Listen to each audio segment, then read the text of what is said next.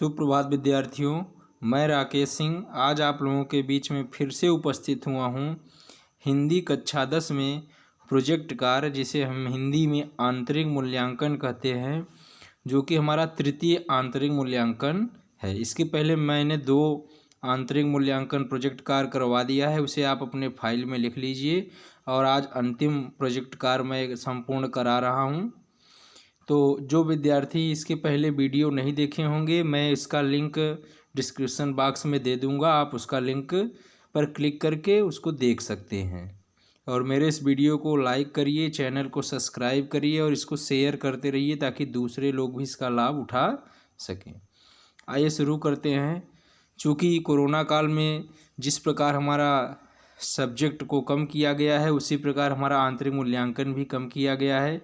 तो अंतिम आंतरिक मूल्यांकन में 4 प्रश्न हैं। पहला प्रश्न है, देखिए, निबंध किसे कहते हैं?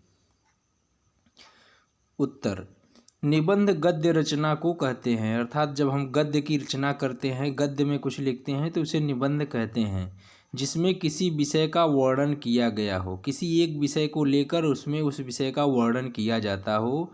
निबंध के माध्यम से लेखक उस विषय के बारे में अपने विचारों और भावों को बड़े प्रभावशाली ढंग से व्यक्त करने की कोशिश करता है। अर्थात एक विषय को लिया जाता है और लेखक उस विषय पर अपने विचार, उसके क्या विचार है, उसके क्या भाव है, उसे बड़े प्रभावशाली ढंग से व्यक्त करने की कोशिश करता है। एक श्रेष्ठ संगठित एवं सुव्यवस्थित निबंध लेखक को विषय का अच्छा ज्ञान होना चाहिए। एक अच्छा लेखक हो, जो अच्छा लिखने वाला निबंध लेखक हो, उसे जिस विषय पर वह निबंध लिखने जा रहा है उसको ज्ञान होना चाहिए। उसकी भाषा पर अच्छी पकड़ होनी चाहिए। जिस भाषा में वह लिख रहा है उस भाषा पर उसकी अच्छी पकड़, उसका ज्ञान होना चाहिए। प्रत्येक व्यक्ति की अपनी अभिव्यक्ति होती है, अर्थात हर व्यक्ति अपने मन की बातों को व्यक्त करता है। इसलिए एक ही विषय पर हमें अलग अलग तरीक़ों से लिखे गए निबंध मिलते हैं। विषय एक ही हो लेकिन लेखक अगर अलग है तो निबंध में भिन्नता आ जाएगी। निबंध के भेद। विषय के प्रतिपादन की दृष्टि से निबंध के 4 प्रकार माने गए हैं। वर्णनात्मक निबंध, जिसमें वर्णन किया गया हो। विवरणात्मक निबंध, अर्थात जिसमें विवरण के तौर पे प्रस्तुत किया गया हो गद्य लेखन। विचारात्मक निबंध, जिसमें विचारों का प्रभाव हो। और भावात्मक निबंध, जिसमें भावनाओं का प्रभाव हो। होते तो और प्रकार हैं, लेकिन ये मुख्य रूप से 4 प्रकार होते हैं जिसमें निबंध लिखे जाते हैं। प्रश्न नंबर 2 देखिए, नाटक किसे कहते हैं? उत्तर, नाटक काव्य और गद्य का एक रूप है। क्या है? काव्य और गद्य दोनों का एक रूप है, जो रचना श्रवण द्वारा ही नहीं, अर्थात श्रवण अर्थात सुनने के द्वारा ही नहीं, अपितु दृष्टि द्वारा भी दर्शकों के हृदय में रसानुभूत कराती है। अर्थात कोई भी रचना हो, कोई भी नाटक हो, केवल सुनने से ही नहीं बल्कि उसको देखने से भी जो दर्शक होते हैं उनके हृदय में रसानुभूति, उनको आनंद प्राप्त होता है। उसे नाटक या दृश्य काव्य कहते हैं। या नाटक कहें या दृश्य काव्य, अर्थात जिसे देखा जा सके। नाटक में श्रव्य काव्य से अधिक रमणीयता होती है, अर्थात जो केवल हम सुन के आनंद प्राप्त करते हैं उससे ज़्यादा हमें नाटक में और अधिक रमणीयता मिलती है और अधिक आनंद की प्राप्ति होती है जब उसे हम देख कर नाटक को देखते हैं। श्रव्य काव्य होने के कारण है लोक चेतना से अपेक्षाकृत अधिक घनिष्ठ रूप से संबंध है। प्रश्न नंबर 3 देखिए, कहानी किसे कहते हैं?